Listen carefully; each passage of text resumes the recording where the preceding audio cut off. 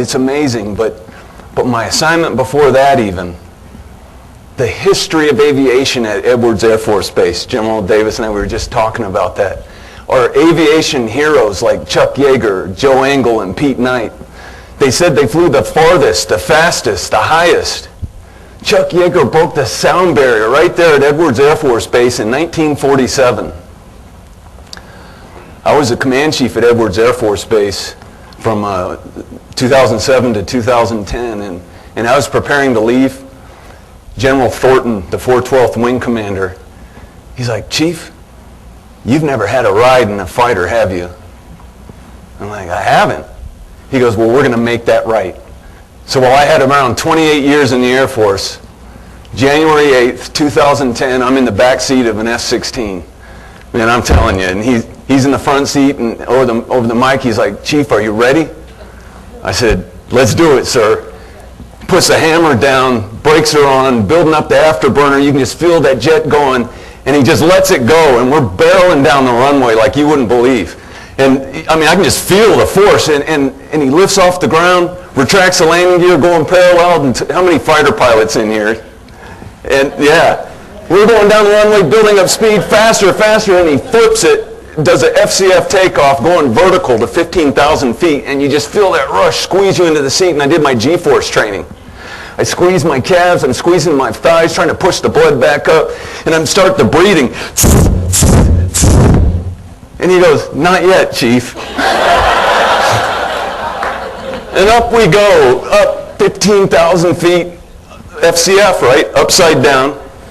And I'm looking out of the canopy of this F-16, and I'm looking at the dry lake bed of Rogers. And I go, "Is that where Chuck Yeager broke the sound barrier?" And he flips it around, takes off, he goes left, right, a couple rolls, brings it about. He says, "Chief, take the stick." I just tried to do what he did. I went left, I went right, I brought it up, and I went down. And when you go down, if you turn it under, you do something called a negative G. Oh, I lost it after that. But he had his hand on the stick the whole time, and I'm not going to go into details about what happened next. You know what I'm talking about. Wasn't much good to fly the rest of that round. He'd try and do this, like, "Oh, sir, not yet." Near the end of the flight, he pulled into that high-speed corridor, right there where Chuck Yeager did. And he brought it up to 1,000 miles an hour, breaking the sound barrier.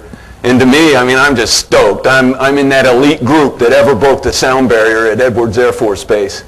And we came down and landed, and they do like, they call it a finny flight. They're dumping champagne on me and hosing me down.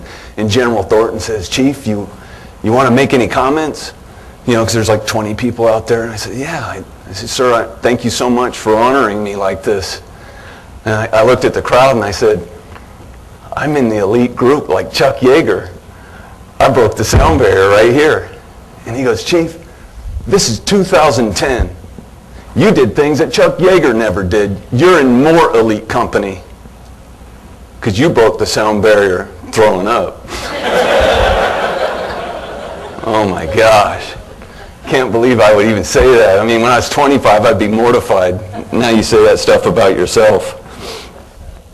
But the Air Force, so much has changed from 1947 when he broke the sound barrier to 69 when the Apollo 11